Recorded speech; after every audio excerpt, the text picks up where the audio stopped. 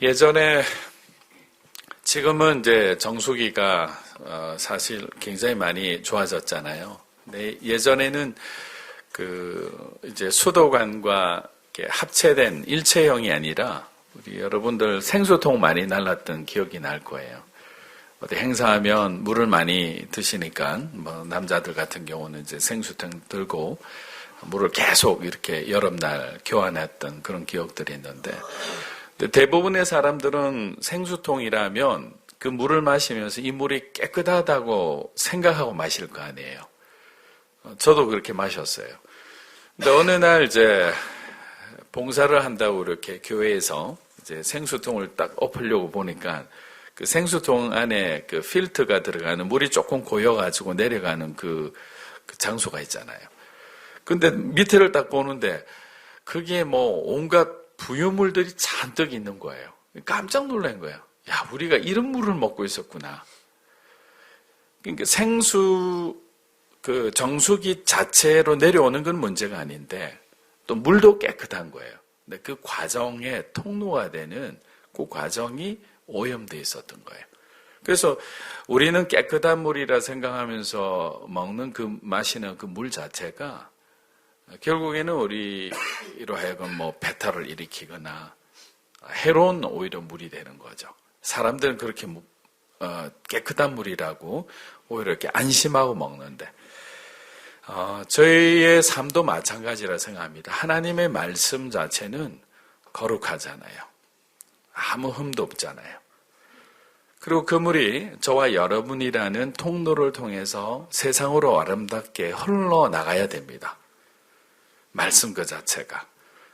만약에 능력 있는 말씀 그 자체가 저와 여러분의 믿음이란 통로를 통해 그대로 흘러가면 우리의 고백대로 또 우리가 하나님 앞에 통로가 된 그 삶이 다른 사람에게 또 그 가정에게 어떤 조직과 공동체나 민족에게 그대로 선한 영향력, 크리스찬 임팩트가 있을 거예요. 그런데 전혀 그렇지 못하다는 것은 하나님의 말씀 자체가 잘못된 것이 아니라 어떻게 보면 저와 여러분의 이 파이프가 녹이 슬을 수도 있는 거죠. 죄로 인해서 오염이 됐을 수도 있는 거죠. 그러면 저와 여러분이 아무리 하나님의 말씀을 묵상하고 또 예배를 드리고 또 어떤 하나님이 원하시는 이런 그런 기독교적 활동, 선교적 활동을 한다 하더라도 그것이 과연 얼마만큼 믿지 않는 자들에게 하나님의 계획에 합당하게 도달할 거냐에 대해서는 우리가 확신할 수 없는 거죠. 왜냐하면 저와 여러분이 우리 자신도 모르게 부패되어 가는 것을 느끼는 거죠. 어떤 맑은 물의 정수지수가 있잖아요. 이 정도 되면 상수도다. 이거는 상수도의 가치가 없는 하수도로 그냥 흘러나가야 되는 오염된 물이다. 먹을 수 있는 물이 있고 먹지 못하는 물이 있는데 그 기준이 있거든요. 오염지수가. 우리는 이제 신앙적으로 말하면 거룩지수라고 얘기할 수 있는 거죠. 나는 얼마나 하나님 앞에 거룩한가? 얼마나 나는 구별된 삶을 살아가고 있는가? 근데 그 구별된 삶을 사는 가장 첫 번째 요인이 오늘 말씀처럼 하나님을 사랑하는 자, 그 사람은 반드시 그리스도 안에 머물러 있는 자들입니다.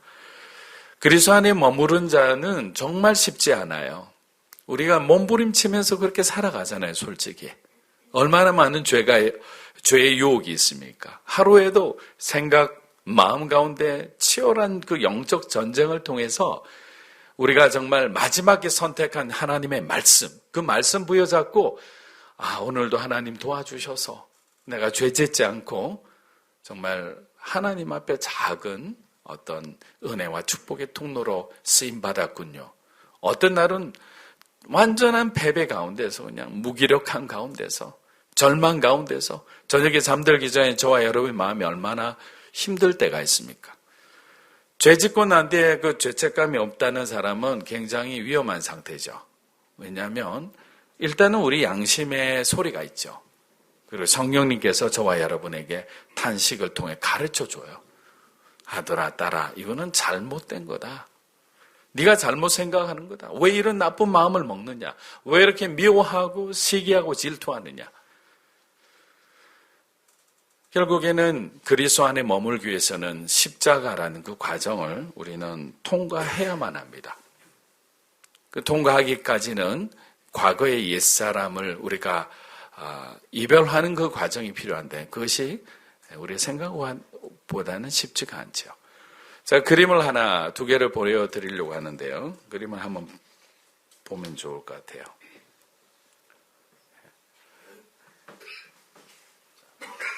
이거는 자기중심인데 그림이 두 개가 있어요. 하나가 왼쪽에 있는 거는 나고 한쪽은 예수 그리스도입니다. 원이 두 개가 있잖아요. 자, 이 그림 같은 경우는 어떻냐면 하나님하고 관계없이 내가 내 인생을 걸어가는 사람의 삶이에요.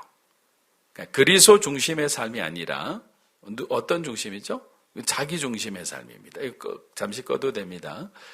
그러니까 결국에는 자기 중심으로 살아가는 사람은 늘 그리스도와 평행선을 달리는 거예요. 가까이 할 수 없습니다. 그렇기 때문에 하나님의 생각이 저와 여러분을 지배할 수가 없는 거죠. 우리는 다른 말로 하면 하나님이 우리를 지배하는 만큼 행복해질 수 있는 사람이잖아요. 다른 생각하지 않으니까. 우리가 충만이란 단어 자체는 흘러넘치다. 흘러넘치다는 것은 다른 것이 들어갈 수 없다는 의미이기도 합니다. 점점 우리가 뭔가 얻으면 얻을수록, 성취하면 성취할수록 저와 여러분의 삶은 무거워질 뿐입니다.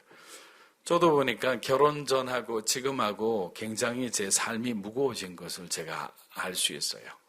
하나님 앞에 선교사로서 아니면 전도자로서의 삶을 헌신하고 아내랑 처음에 결혼했을 때 우리가 언제 하나님이 부르실지 모르니까 우리가 몸과 마음이 가벼워야 되니까 우리가 뭔가 우리 자신들을 위해서 뭔가 이렇게 구입을 하거나 쌓는 삶을 살지 말자 이런 생각을 하고 정말 3년 정도는 집에 아무것도 구입을 안 했어요. 기본적인 냉장고, 정말 그 식탁, 심지어는 아내는 그 화장대도 사지 않고 박스 위에다가 긴 거울이 있잖아요. 그놓고 앉아서 이렇게 화장을 했어요. 늘 미안한 마음이 있었지만 그 당시에는 굉장히 이제 어디든지 떠난다는 마음을 갖고 있으니까. 근데 3년이 지나가고 난 뒤에 좀 불편하기도 하고 또 자녀가 생기니까 마음이 또 달라지는 거죠. 아이들에게 조금 더 편안한 공간을 제공해야 되겠다는 부모의 마음이 생기니까 이제 하나 둘씩 조금씩 구입을 하기 시작했어요. 집안의 기본적인 어떤 것을 좀 갖추기 시작했는데 그 시간부터 점점 우리의 어떤 일상의 삶, 어떤 비전과 하나님이 처음에 우리 가정에게 주신 그런 어떤 뜨거운 복음에 대한 열정보다는 저 자신도 일상의 삶 가운데 이렇게 함몰되어 가는 거죠. 익숙해져 가는 거죠. 떠나기가 어려워지는 삶을 살아가는 거예요. 비전을 향해서 가볍게 언제 어디든지 내 인생이 바꿔야 되는데 마치 그 보트를 움직이면 우리는 빠른 속도로 마음대로 우리가 원하는 대로 가는데 여러분이 삶이 한국 마음처럼 이렇게 무거워진 삶이라면 한 번 기술을 돌려도 그것이 천천히 아주 방향 전환하기 어렵습니다. 예수 그리스도 중심이 아닌 내가 원하는 삶을 그려가기 시작하면 우리 자신도 모르게 죄에 대해서도 무거워지고요. 우리 삶의 결단도 드뎌지고 하나님을 향한 그 각오도 이렇게 점점 옅어지는 걸 봅니다. 여기 여러분들이 하나님이 어떤 마음으로 부르셔서 오셨는지 각자 다 다를 거예요. 근데 만약에 그 부르심에 내 반응 자체가 무거워진다면 우리 자신을 한번 찬찬히 저는 돌아볼 필요가 있다고 생각합니다. 두 번째 그림을 한번 볼게요. 두 번째 그림은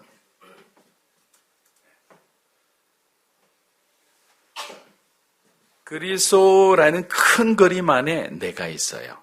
자, 지워도 됩니다. 이 말은 뭐냐면 예수 안에서 예수 그리스도 중심의 삶을 살아가는 사람의 삶이라는 거예요. 그러면 저희가 어느 곳에 원을 그리더라도 어떤 형태의 모양을 그리고 살아가든 저와 여러분의 삶은 누구 중심의 삶이죠? 예수님을 위한 삶이 되는 거예요. 그게 정확하게 다른 결과를 낳는 삶이라는 거죠. 우리가 그리스도 안에 있으면 하나님이 약속한 너무 많은 약속이 있어요. 하나님이 늘 동행하신다고 그랬죠. 함께 해주신다고 그랬죠. 그리고 내가 모든 것을 공급해 주신다고 그랬죠. 하나님이 우리를 대신해서 싸워주신다고 그랬죠. 보호와 임재와 공급하심에 대한 확실한 약속이 있는 거잖아요. 근데 그 약속하고 무관한 삶을 살아가는 이유는 뭐냐? 들어갔다 나갔다 하는 거죠. 어떻게 보면. 내 마음이 감동이 있을 때는 주님과 동행하는 삶을 살겠다고 우리가 선언하고 가지만 우리가 죄 가운데 있을 때 내가 세상 바라보고 살아갈 때는 하나님이 그렇게 커 보이지 않죠. 그러면 인간적인 마음, 옛사람의 마음이, 옛사람의 성품이 저와 여러분 가운데 이렇게 올라옵니다. 시기하는 마음이 있죠. 질투하는 마음이 있죠. 교만한 마음이 듭니다. 이 시기와 질투는 가장 사랑하는 형제를 죽이기까지 해요. 우리가 잘 알잖아요. 인류 최초의 사건이 뭐죠? 가인과 아벨이잖아요. 바벨탑 사건은 인간의 교만으로부터 시작된 거잖아요. 어디까지 높아질 수 있는가? 우리의 힘으로 뭔가 할 수 있지 않을까라는 생각입니다. 하나님은 언어를 흩어버리죠. 민족을 흩어버립니다. 결국 그리스도 안에서 하나 되어서 우리가 연합돼서 가기 위해서는 저와 여러분이 하나님의 성품을 우리가 그대로 받을 수밖에 없는 거예요. 그러기 위해서는 예수 안에 머무는 저와 여러분이 되셔야 하는 겁니다. 우리 좌우에 있는 분에게 그리스도 안에 머무는 사람이 됩시다라고 하면 인사하겠습니다. 그러면 화제를 조금 바꿔서 사도행전 1장 8절을 볼 때 그러면 그리스도 안에서 머물기 위해서 우리가 가장 먼저 하나님이 어느 부분을 다루어 가시냐 이랬을 때 저는 예루살렘이라 생각을 하는 거예요. 예루살렘부터 땅끝까지입니다. 그런데 이 예루살렘은 지역적 거리로도 가장 가까운 곳이잖아요. 저와 여러분의 예루살렘은 어느 곳을 예루살렘이라 칭하나요? 우리의 마음이죠. 여러분의 성품이죠. 여러분이 갖고 있는 상처와 아픔일 수도 있어요. 여러분의 가정일 수 있잖아요. 우리하고 가장 가까운 사람일 수도 있어요. 그게 여기서 말하는 예루살렘이에요. 예루살렘부터 땅끝까지 하나님은 그 비전이 확장될 때마다 그게 필요한 다른 훈련을 주시고 다른 메시지를 주세요. 성령이 임한다 이 말은 그냥 이렇게 찾아오신다는 게 아니라 원어적 표현으로 보면 위로부터 내려온다는 거예요. 그럼 성령을 주시는 분이 누구시죠? 하나님이시죠. 표현 자체예요. 표현 자체에 메시지가 있는 거예요. 내가 너의 인생의 주인이다라는 거예요. 하늘로부터 이 권세를 줄 것인데 이 권세를 받은 너희는 가장 먼저 너의 예루살렘부터 다뤄야 된다. 예루살렘에 있는 사람부터 사람에게 먼저 다가가서 복음을 전해야 된다. 비록 예루살렘에 있는 사람이 네가 가장 싫어하는 사람일 수도 있고 불편한 사람일 수도 있고 그러면 네가 별로 이렇게 만족하지 않은 그런 환경일 수 있지만 예루살렘을 통과해야 내가 유대 땅에 대한 비전을 너에게 주겠다는 거예요. 유대 땅을 통과하면 우리가 정말 받아들이기 힘든 사마리아라는 심정적으로 심리적으로 힘든 그 땅이 또 찾아오는 거예요. 마지막 관문이죠.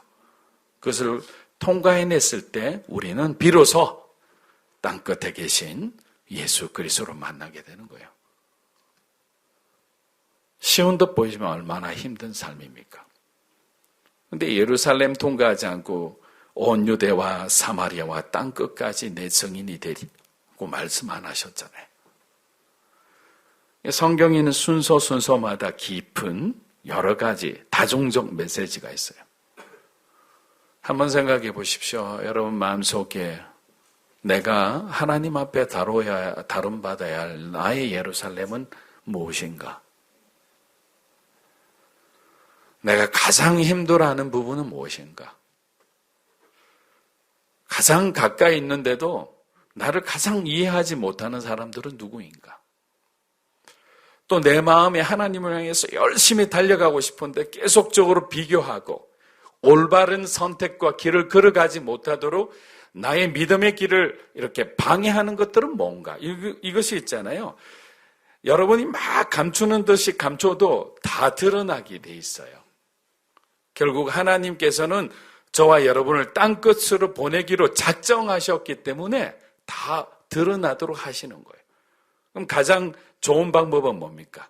내가 먼저 나의 예루살렘을 고백하고 하나님 앞에 나아가는 겁니다. 그러면 예루살렘을 지나가기가 쉬워지는 거예요. 유대 땅 가서 새로운 도전 안에서 하나님 주신 열정을 가지고 살아갈 수 있는 거예요. 사마리아 땅에 갔을 때 수많은 실패와 우리의 감정의 복잡함을 느끼지만 또 엄청난 갈등을 느끼겠지만 결국에는 앞서 말씀하신 성령이 너에게 임하시면, 성령이 너희를 이끄시면, 성령이 너에게 지혜를 주시면, 성령께서 너에게 용서하는 마음을 주시면 너희가 포기하고 싶은, 쳐다보기도 싫은 그 사마리아도 너희가 통과할 수 있다는 겁니다.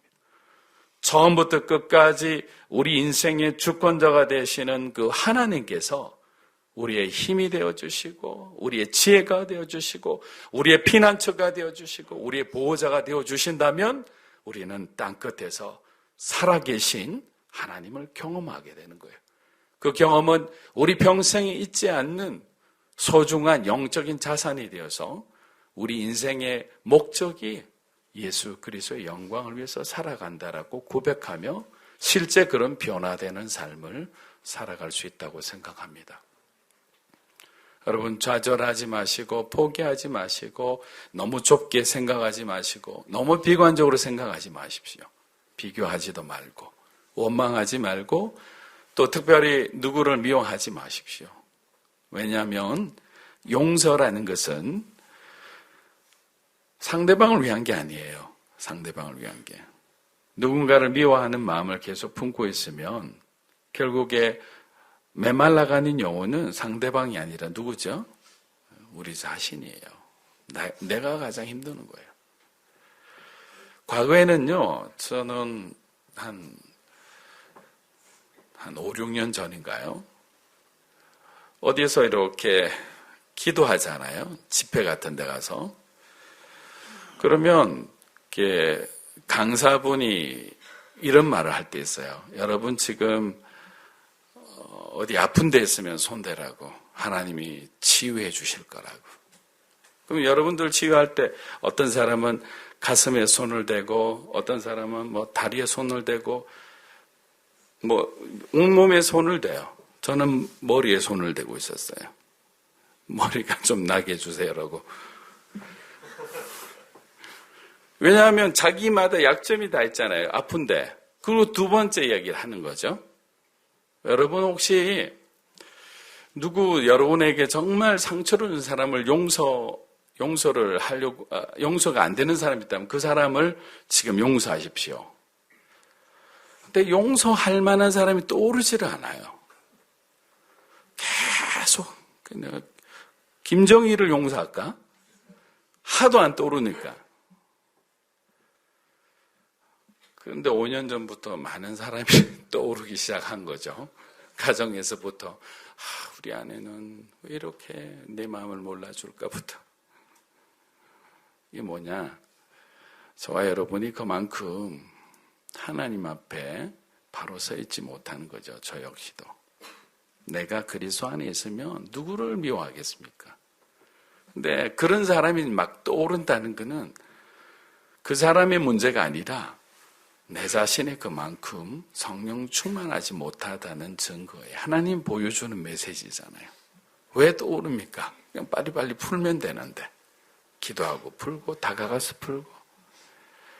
하나님은 그런 어떤 우리의 작은 지엽적인 감정 그리고 어떤 관계 그리고 여러분이 갖고 있는 두려움, 상처, 아픔에 매이지 말고 예수 그리스도에게 매이는 삶을 살아가는 저와 여러분이 되기를 주의 이름으로 축원합니다.